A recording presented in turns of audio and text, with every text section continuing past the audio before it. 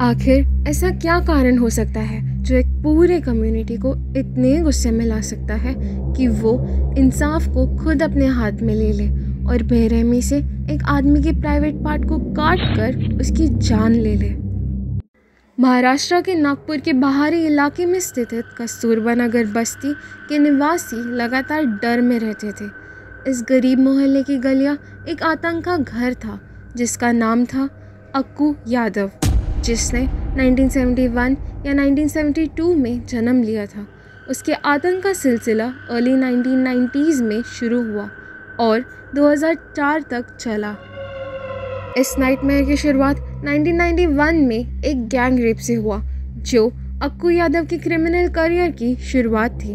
अक्कू और उसकी गैंग 13 सालों तक लगातार क्राइम्स करते गए और कस्तूरबा नगर को एक नर्क में बदल दिया। वो एक robber, home invader, kidnapper, serial rapist, murderer and extortionist था। उसका मकसद ज़बरदस्ती वसूली करके एक छोटा बिजनेस एम्पायर बनाने का था और उसने उसके विरोध करने वाले किसी भी व्यक्ति को बहुत पेन देकर और सताकर चुप करा दिया। अक्कू ने कम से कम 3 लोगों की हत्या कर दी थी और 40 से ज़्यादा महिलाओं और लड़कियों को सेक्सुअली असॉल्ट किया था, जिनमें से कुछ की एज 10 साल से भी कम थी। पुलिस ने लोगों की कोई मदद नहीं की क्योंकि अक्कू ने रिश्वत और शराब से उन्हें खरीद रखा था। 2004 तक कस्तूरबा नगर की महिलाएं अपनी क्षमता से कई ज़्यादा सहन कर चुकी थी। अक्कू ने सिर्फ आदमियों को डराकर नहीं रखा था, बल्कि उसने पूरे समाज को इंसल्ट करने के लिए उनकी वाइफ्स के साथ पब्लिकली गैंग रेप तक किया था। लगभग हर दूसरे घर में एक रेप विक्टिम रहती थी। पुलिस और कोर्ट के मेंबर्स ने अक्कू की रिश्वत और उसकी ऊंची जाति स्टेटस की वजह से विक्टिम्स की जस्टिस की बिंदी को नज़रअंदाज कर दिया। अक्कू के ज़्यादातर विक्टिम्स दलित थे, जिन्हें पहले अछूत कहा जाता था, जिसकी वजह से उनके स्ट्रगल्स को इतनी इम्पोर्टेंस नहीं दी गई थी। एक लड़की जब पुलिस कंप्लेन करने गई थी कि उसके साथ अक्कू और उसके गुंडों ने गैंग रेप किया था, तब पुलिस ने उसकी हेल्प करने के बजाय उसके साथ उन्होंने भी गैंग रेप किया। इन सब में एंट्री हुई 25 साल की दलित महिला उषा नारायण का, जो उसी स्लम में पली बड़ी थी और सभी बाधाओं के बावजूद होटल मैनेजमेंट की पढ़ाई के लिए दूर एक स्कूल चली गई थी। उषा अपने करियर की शुरुआत करने से पहले स्कूल की छुट्टियों में घर आई हुई थी। तब उसके पड़ोस में रहने वाले परिवार पर अक्कू के गुंडों ने हमला किया। अक्कू और उसके गुंडों ने उषा को पुलिस के पास ना जाने की चेतावनी दी थी, लेकिन उषा फिर भी पुलिस के पास गई। फिर अक्कू 40 आदमियों के साथ लौटा और उन्होंने उषा की झोपड़ी को घेर लिया और अक्कू ने कहा कि वो उषा के साथ रेप करने और उसे मारने से पहले उसके चेहरे को एसिड से बिगाड़ देगा। तब उषा जल्दी से घर के अंदर गई और दरवाज़ा बंद करके गैस चालू कर दिया और धमकी दी कि अगर गिरोह में से किसी भी व्यक्ति ने घर में घुसने की कोशिश की तो वो खुद को और उन सब को भी उड़ा देगी।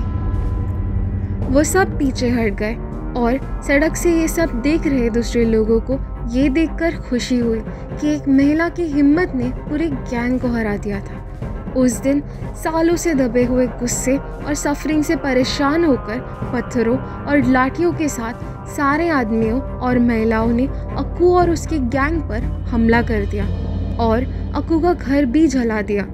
पुलिस ने आखिरकार बीच में आकर अक्कू को हिरासत में लिया, पर उसे अरेस्ट करने के लिए नहीं, बल्कि अक्कू को इन सब लोगों से बचाने के लिए। कुछ ही दिनों बाद 13 अगस्त 2004 को अक्कू को नागपुर डिस्ट्रिक्ट कोर्ट में पेश किया गया। वहाँ कस्तूरबा नगर की सारी महिलाएं इकट्ठा थी। अदालत उस समय युद्ध का मैदान बन गया जब अहंकार से भरे हुए अक्कू ने उसके पिछले विक्टिम्स में से एक को प्रोस्टिट्यूट कहकर उसका अपमान किया। गुस्से में आकर उस लड़की ने अक्कू को चप्पलों से पीटना शुरू कर दिया।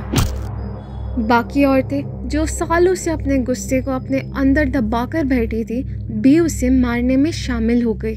उन्होंने अदालत के गार्ड्स को ओवरपावर कर लिया और अक्कू के चेहरे पर मिर्ची पाउडर फेंक दिया उन्होंने उस पर कम से कम 70 बार चाकू से स्टैब किया और उसके प्राइवेट पार्ट भी वही काट दिया।